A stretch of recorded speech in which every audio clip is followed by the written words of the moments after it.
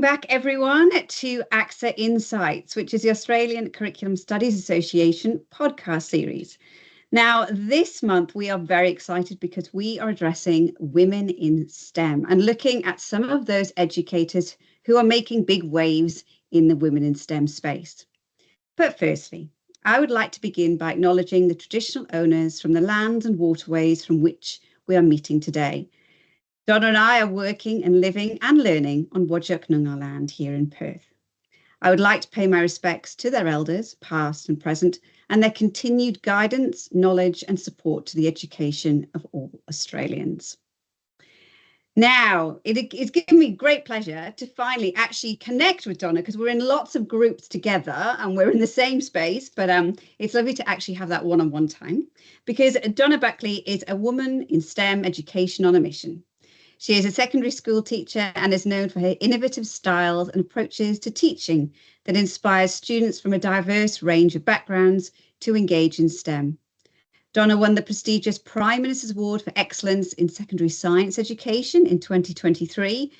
She has gone on to develop a series of micro-credential courses on cybersecurity and worked on national projects with ACARA. Donna is the beating heart of mathematical learning, and we are so lucky to have her here in the West, so hopefully no one's poaching it from the East. As the president of the Maths Association of WA, she has pioneered the work of maths talent quests and state initiatives to support students to have access to maths programs from all over this vast state. She also works with the Educational Computing Association, so I know how busy she is, as we're often found in the same STEM-based messaging groups.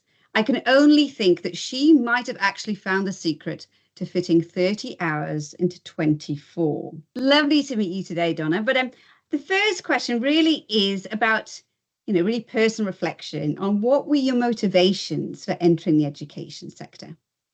Anna, thank you so much for having me. It does feel like 30 hours in 24 when you say it like that. As a woman growing up in the 80s and 90s, I always knew that education was empowerment.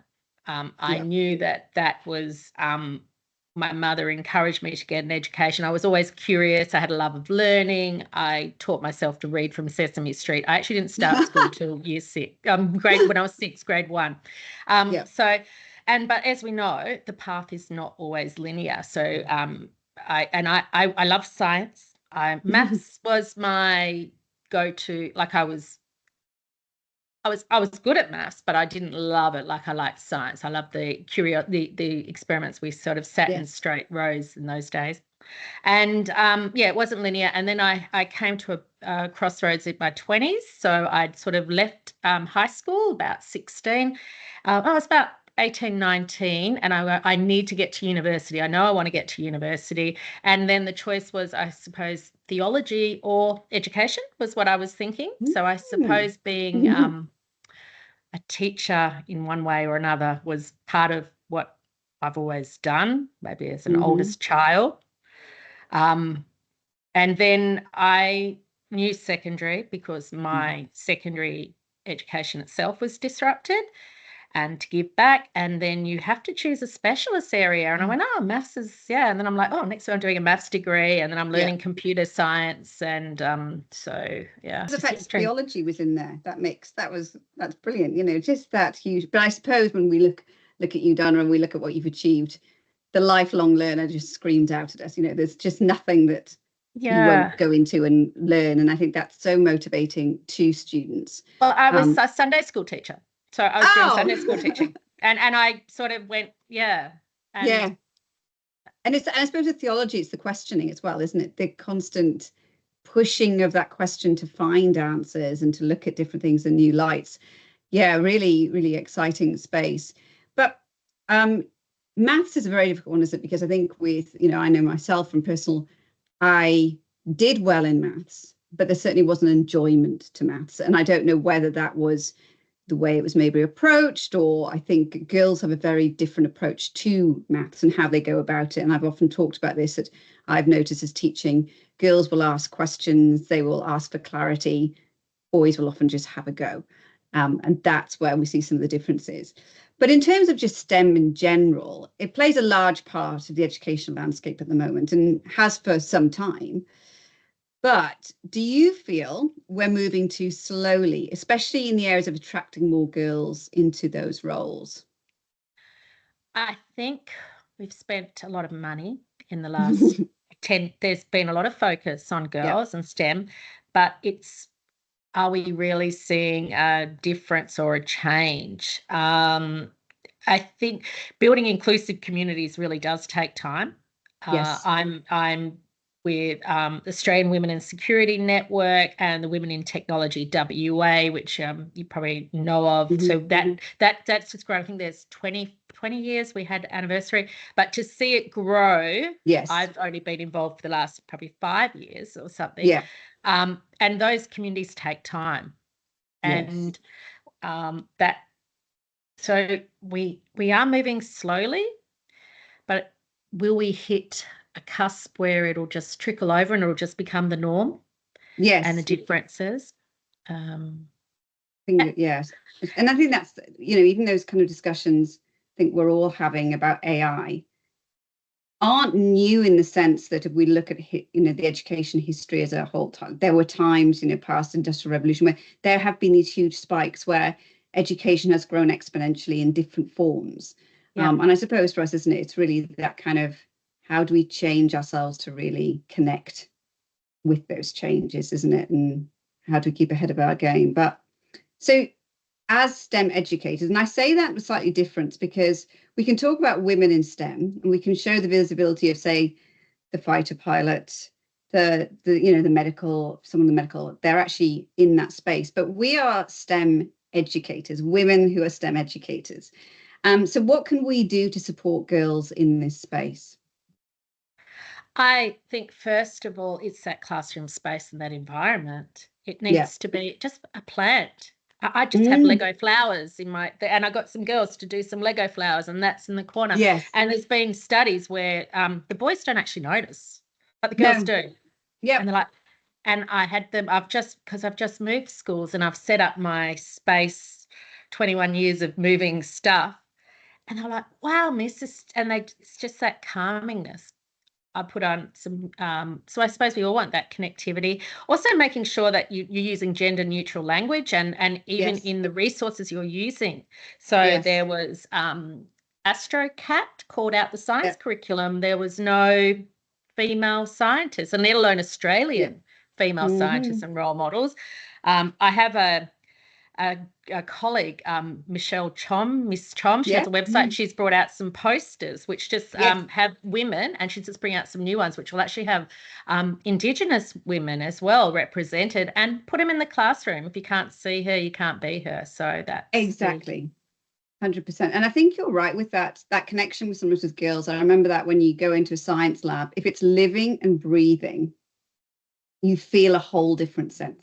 I just remember that the more that you can see experiments bubbling over, if something's happening and they're left out on display, as opposed to the clean, clinical, sometimes science labs you go into and, the books have been put to the side and everything's ready for the next lesson, as opposed to the fact that science or whatever it is an evolving process.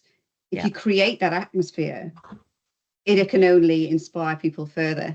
So I love that. Openness to collaboration as well. Openness to collaboration, and that it's taking away that perfectionism, anxiety and perfectionism is, you see it with girls all the time. And we do Girls Programming Network with only girls around, because boys do take risks and they look like they're doing amazing and they can bluff you. They bluff me.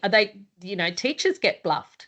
Yes. But actually, the girls are just not speaking up. They can do it. And when I've done programming competitions, so we used to do the NCSS challenge, the girls are the only ones who have got the perfect scores because they're meticulous. They read their instructions. And I don't want to generalize, but that's particularly how they approach it. And then they get really stressed if it's not perfect. And we see them in the old, I remember in maths, it'd be like, don't cross out your work, don't scribble it up. It's okay to make mistakes and we're learning together. And so we model that in our behaviours as teachers in the classroom.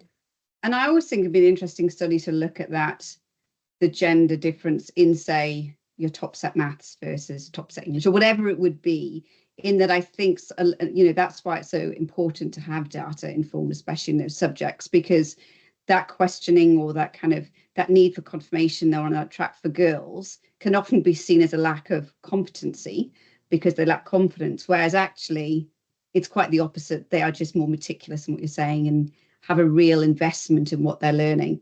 So definitely, I think that's really important. Now, STEM doesn't really have a real curriculum of sorts, and obviously, as a curriculum association, that's what we're looking for. And the debate continues to rage on about its classification and its interpretation, and people in their corners, and whether we add lots more different letters in there. How do you see it? Okay. It's controversial. Look, I'm gonna say that as far as curriculum, because you are coming from curriculum, I'm going to go with general capabilities, cross-curricular priorities, curriculum connections. Before Kathy Foley was chief scientist, there was Alan Finkel, and he described it. This is probably when the STEM analogy first started. Yes. And he talked about STEM learning as a T. So you had those general capabilities across the top of your T, if you can imagine a T, and then you still have your content knowledge, which is like your core and your root. So something like multiplicative thinking, understanding that how things vary and proportional would be your core understanding, but then your general capability can then apply it out into the human nature of whatever it is. I'm so lucky that I do have a core in mathematics because it gives me, I'm like the Jill of all trades. My top of my T can go everywhere, AI, quantum. So, and I see interdisciplinary learning. I've always described as that. We came from a traditional school where we developed it, and there's HASS, there's the arts. It's the polymath would be a word that we would have described it in the past. It's the schooling system, especially in secondary school, that has clustered it into that specialist teacher, and that trickles down, I suppose, into primary school. Yes. But we do need specialists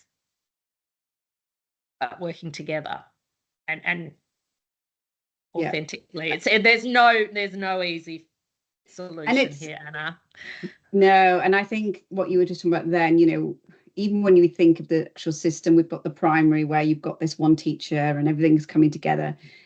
There's a huge leap into the secondary, of which some, take to a duck to water and love the compartmentalized view of it, and some children thrive on that. But what, especially I was talking to someone the other day about, we see, especially in the STEM subjects, a lot of out of field teachers, especially in our rural and remote areas.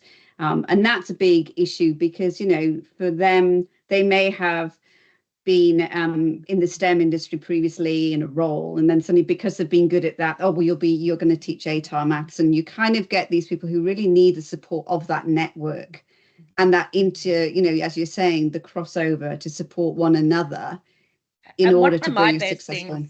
So when I became a level 3 teacher, you'd understand as WA. So in the classroom, it was on the year 7 transition. And as a part of that, we did a lot of work when the curriculum was introduced in the primary schools. And that was part of my growth and practice, was because of pedagogy. What primary school teachers do really well is pedagogy. I think the maths anxiety causes them to, often the maths is pulled outside because they're probably trying to get those core skills, which is sad because that takes away from the authentic experience and the context. And then again, the high school will become siloed in their maths and the ATAR driven, and then they're losing their context, where really the maths teacher can apply it to wherever they should be looking at in their school. Oh, is that going on? I was watching some boys today in my class, and I thought, year 11 essentials, so you can imagine. And I'm like, okay, what are they up to on they're on their devices, and they were checking out the surf data. Down the front. And I was like, wow, look at the maths going on here. They had maps, they had graphs, they were reading decimals, they had so much maths going on their website, but they would not. You just got to put the two together. Well, and that's the way you say that. I remember I've got a year 10 boy, so really tricky right now getting him through any form of education right now.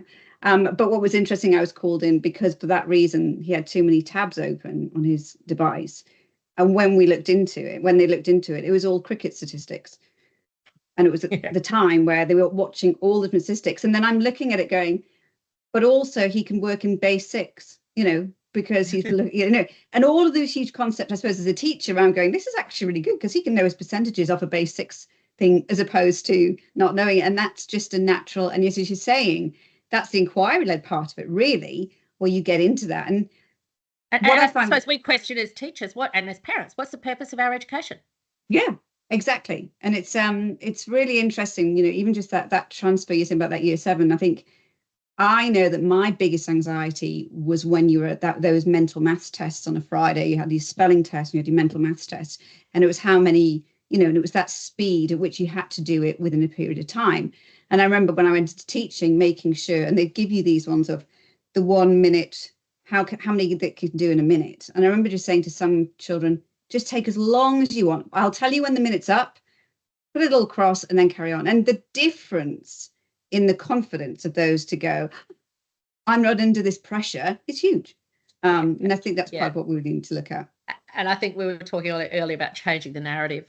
Yes. And Joe Bowler did that. And slow math, quick maths and not good maths. Slow, deep thinking, mathematics. The best mathematics takes time. The skill set as a teacher is to get that narrative into the classroom. Yes. And those who are quick, that's great. Yeah. But it's not the job's done, because that will turn people off as well. So they'll be like, if the final answer is what is the value, then once one person has the answer, then there's the other 31 students. Well, they don't have to do anything. And we don't value that because we have technology. You have AI. We don't care. Yes. It's like okay, I'm doing a Sudoku puzzle. Oh, here's the solution. Yeah, taking the fun away. Don't take the fun away. Oh, 100%. And that is actually quite sad. You're just talking to kids the other day about that. How do you get to? You've got the right answer, but how did you get there? And the variation is so lovely, but the conversation. But also, I think we sort of get stuck because we fall into our old habits of, well, this is how I did it. This makes sense to me. And then working out with the child, wow, I did not see that direction, or how you've come into being. So, looking at yourself, the fact that you do keep up to date with so many different elements that lead into STEM, is that really important? It's because you get that. I think you just, sorry, Anna, I just think you just picked into something there about that diversity and that thinking of learning. And if we think about industry, they've recognised that. Yes. That is what is that's the skill that industry values. Unfortunately, the schooling system we have was set up by the British Empire as a global computer to talk from New Zealand to Canada to Australia, where we all had consistent penmanship and consistent numeracy skills and those things. So, but that's not the skills that we need that's not what industry wants today. So changing that narrative and shifting it, and then it's shifting the narrative with the parents, the students. But I think we're making progress. So it is happening slowly, but 150 years of narrative is. And exactly that. And I think in your field, specifically in maths, children inherit that real fear from their parents. There is very few, unless they're maybe in that industry, there are very few adults who would back themselves in any maths situation, or they will automatically be maths anxious. So I think that's it. We are actually having to really change a system that has been in existence for so long to create the next generation who will have that maths confidence or understand how they utilize maths. I don't know the answer, but I'm okay to have a go. And exactly. Yeah, definitely. That's awesome. But this is one, I hope, your self-reflection, but you've achieved some incredible personal success, which is incredibly well deserved. But was there a student project from which you feel most proud of, and what was it and why? I'm going to, you said it in the introduction, I'm going to go with Maths Talent Quest. Yes. Because that was my we brought that in, was in Marwa, went to the professional learning with Jen Bowden from Victoria. Yep. And sort of did it as a year 9 extension activity in a, gifted and talented traditional high school sort of thing. I thought we wouldn't let them work at groups in those stages because we turned it into an assessment. It was, I was like, okay, yeah, we want to be assessing the proficiency strands. So we saw it as that.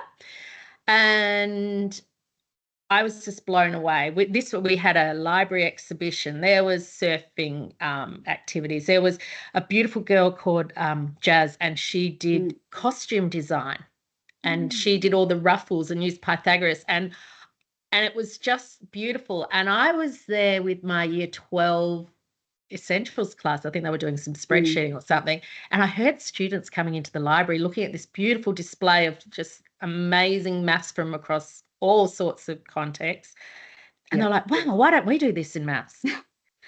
And then from there we went to, so there's quite a tale to this, it's a big part of my journey, and then my student got the national award, and now he was your C student in the academic class.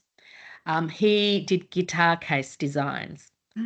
So he worked with his dad. They looked at all the different materials, referenced it, and I found out later his dad was actually quite sick as well. And then he went on to be the national winner. And I remember I had another girl, she worked with her dad, and they did propellers, like, because they had a propeller, like boat industry. So they were doing all the different speeds. And so it's really applied mathematics. And then we brought it into WA because it was almost, we didn't have it in WA for a while. And we were doing it through Victoria. So I entered through Victoria. And I remember wheeling it along at ECU. We had our first judging, and I was like, oh, this is like my baby. I've brought it to WA. And then I was at Marwa conference in November, and there's Rachel Whitney Smith showing a work sample of one of my students when we did Reclaim the Void. So that was like weaving designs from out at Leonora. It's an art project, which is where I say STEM, it's everywhere. And they were doing sustainability. And it was year 9s doing calculus through Maths Talent Quest. And it just value adds to every child. It's not just about getting, we're very clear when we do the rubric, we want it to be students working at year level. And so teachers could use it as something they put in their marks book. And I'm so pleased now to see the new modelling strand of the curriculum. That just aligns with Maths Talent Quest. So for me, I think that's just one of my proudest, just there's so many things I've seen. I've grown and learned as a teacher.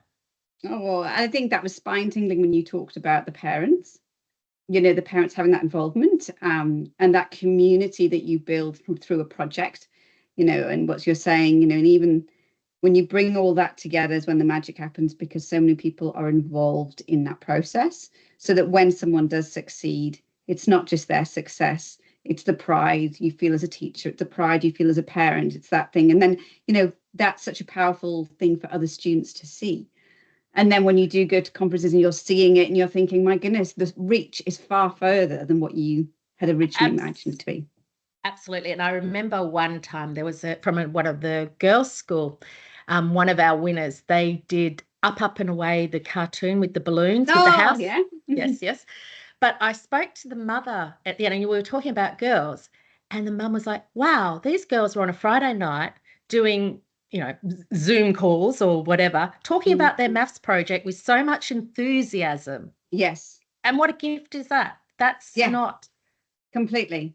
You can bottle it. And so when I did it with my students, I thought I need to give this out. And when teachers do get involved, they're like, oh, I'm coming back next year, because they see it as part of their practice. And it is authentic maths. We get caught up in like, oh, hang on, if I'm doing drill and skill, that's the only real maths. But this is authentic maths. One of the things we did try once was during COVID, we tried we put topics in. So I did suggested topics. Nobody really chose the topics. I spent so much time. I put all this effort. I do chalk drawings and and the kids really did just want to do their own topic. Which And that's incredible, isn't it? Because, well, it's also not incredible because we actually know children are so creative, and it's, as the process goes along in education, some of that is withdrawn. So it's really important that we give them that space. Someone was talking to me, I think it was on a LinkedIn post today about, some restrictions that their IT department have put on. And I felt like saying to them, why don't you just ask the kids? They'll be able to circumnavigate everything so quickly. That's how quick it could, and then it'd be done. Absolutely. Yeah, absolutely. And it's us getting skilled as teachers as well. So when you're navigating a project, so it takes you out of your comfort zone. So before I was involved in Mass Talent Quest, I felt like I had to know the answer. Yes. So you become more comfortable in not knowing the solution, and the solution is not clear, and sometimes there is no solution. No. But I am comfortable with, shall we set up a table? How shall we organize our data? How do we simplify the problem? What are the mathematical thinking processes and the skills that we can use? What technology can I use? How do I reference? Where can I get help? So you as a teacher become the guide and the mentor. Yes. And that process you fall in love with. Yes. And I pick up on that point that you mentioned before, the mum talking about the girls contacting each other. And I like to say that because we are talking about women in STEM, and I think it's so powerful together that we work together as women in a place where standing behind each other and supporting one another is the only way we're going to get stronger and our voices heard, and we will get equity in the workplace because of that.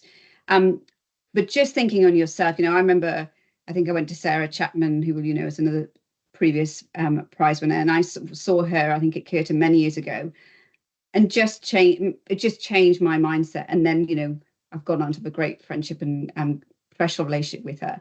But is there someone, or kind of maybe even an organization or something that has really, you think's working in this space that's inspiring you right now?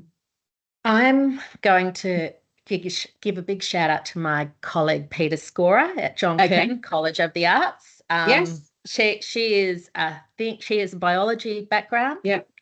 She runs the Roots and Shoots Club out there. Oh yes, Think globally, act locally, and just the ability to create a sustainable school. And the things we put into practice.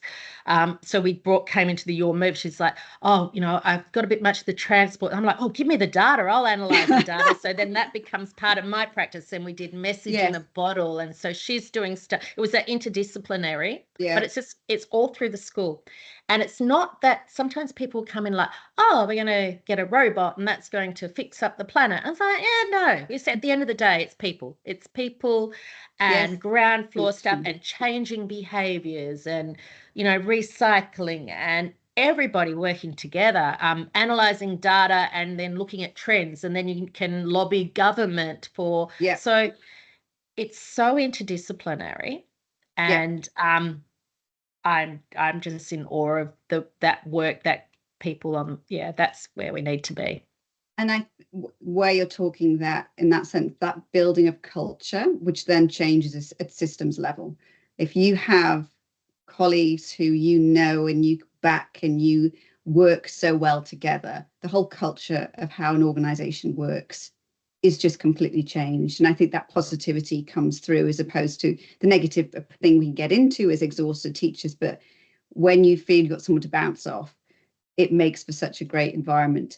So sustainability is everybody's, and we also bring money in, like, she's champion for like solar panels, and that brings financing. So schools need to be funding those groups, and those people, and give them time. If they burn out, they leave, and it's such a loss. And those statistics, unfortunately, are very high. And I know you're a numbers person, but I think I read something today, something about 6,000 are leaving a year, and only 50% of graduates are completing their education in terms of going to be teachers, graduate teachers, which is just mind-blowing for us in the long term. But that's a bit of a negative. On the positive, what exciting things are on the horizon for STEM education, do you think? STEM or STEM education? It's interesting, isn't it? Well, I'm going to say STEM education, because I know that STEM is that umbrella which is takes everything on, but Okay. Well, quantum's interesting, Yes. but that's we'll put that in the STEM, because in the new curriculum, we've got new curriculum. That's what's exciting. Yes. And Yes. for maths, for Australian Association of Maths Teachers, we have pedagogical papers. Yep. New curriculum gives us opportunity for integration. All the states are doing it, in their own way. Yep. So that's an opportunity for more funds to be invested, Yes. to use interdisciplinary approaches, and I suppose an opportunity for an organisation like yourself so working with that. Yeah. So that's exciting. Yes. To see technology and in science and maths and across the board, people just using technology, because it's not just, it's like, oh no, that's the technology's teacher's job. It's like, well, yeah, and I think that's been the biggest. Oh, it's been the biggest road, like kind of the hump in the road we're trying to get over, because that implementation came in and there was a lot of investment, but we hadn't really, I think, in that space taken on board the fear and the anxiety that many teachers and assistants had about this brand new world. And it took a long time to get that motivation and really, I suppose, capitalize on some of those strengths that people have. I remember having so many graduate teachers who were all over a MacBook and they could do the most incredible things, but would be too terrified to turn the interactive whiteboard on. And you were kind of trying to say, well, hang on a second, we're in this older generation who are embracing it, but it's that fear. And so that was a massive thing that I think I had to take over when technology came in. And we're still seeing that, I think, in the AI. And I'm guilty. So when I first stumbled into cybersecurity, I was given the Australian Signals Directorate, like a work experience program to trial out the student activity. And I handballed it to the technology scholar. And I'm like, oh, well, cybersecurity, that's your thing. Yes. And he was he wasn't really doing it. I thought, okay, I'll still trial it out. So it was for my MAWA hat on.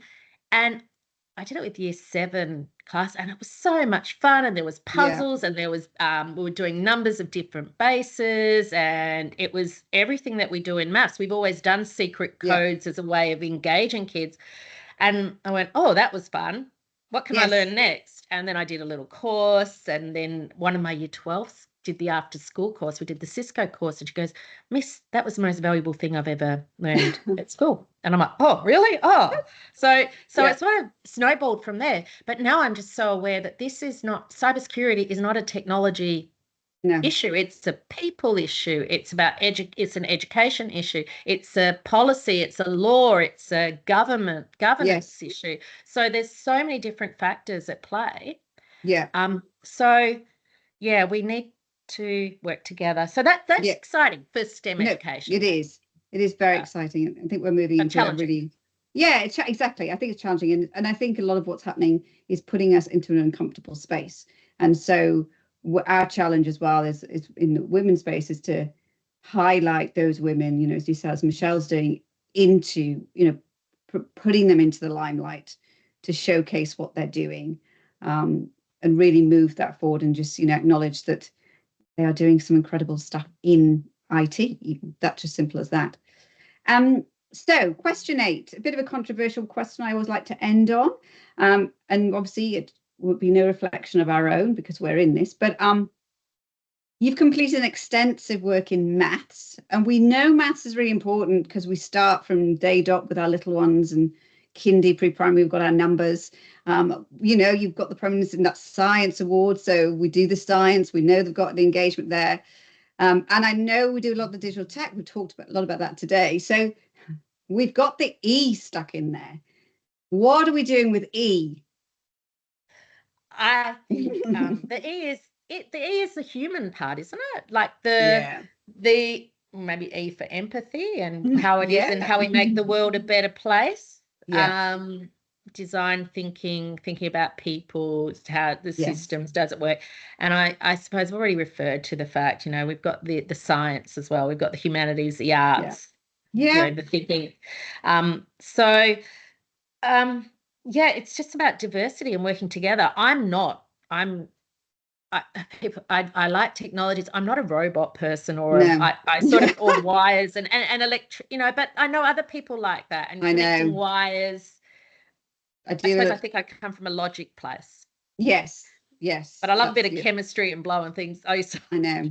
And it's interesting because I was talking today about someone who was like, I remember the engineers are really the problem solver parts. That's what I look at engineering and I go, you fix the problem. You go in, look at the problems and fix them because of the mindset that you've come into and you brought that with you. So, and I think as well, what we traditionally knew as the engineer were those very defined roles, wasn't it? I'm the chemical engineer, all those sorts of things. And now we see engineering so much more in IT engineers or software design engineers. So we're seeing that, in a I very think different the context. critical thing, like with software design engineering, and I will always do this as a mathematician, and I think my design thinking team at my school, we would be at heads, we would knock heads sometimes, because while the design is to get it to commercialization, to get the product out and that rush, there's always, I'm looking at the improve and the security side of things. So if you're a computing software engineer, it was cybersecurity. It's like, well, how do we make sure it's secure and that people are protected? So sometimes the engineering becomes part of the consuming, and it comes with the money, the finances from industry. And then there's a great big, like, hey, we're going to do this in education. There's a nice glossy magazine, but then does it work for all students? It's just a nice little design project that's beneficial for 10 kids, where I'm looking at, well, how can I implement it so 330 students in year 8 can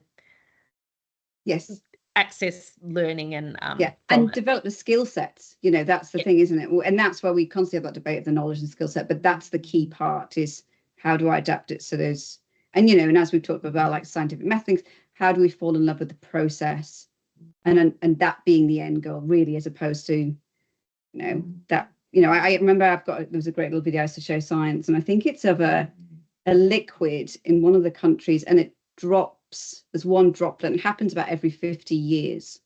And I talk to the students and I say, some experiments people will work on their whole lives and they wait for that one bit. And I said, that's something you have to work on. It's not done in an hour's lesson, move on. You just have to accept that process. So, Well, that has been a wonderful afternoon for me. Thank you so much, Donna, for being a part of our podcast today. You are an inspiration to so many educators out there, and I cannot imagine how many young girls and boys have come through your programs and are now going on to such great success, because you're such an inspiring person. It's been absolutely wonderful. And obviously, I'm lucky I'm in the West. We get to see more of each other along the way, but I'm glad we get to share you with all of our other states and territories through AXA. To our listeners, thank you very much for joining us again today. We hope that you've enjoyed our session, and we will put into the comments all the wonderful work that Donna's doing and how you can look at some of the fantastic stuff that is happening at the Maths Association and some of the other ones that she is part of. Thank you for listening, and we can't wait for you to join us again soon.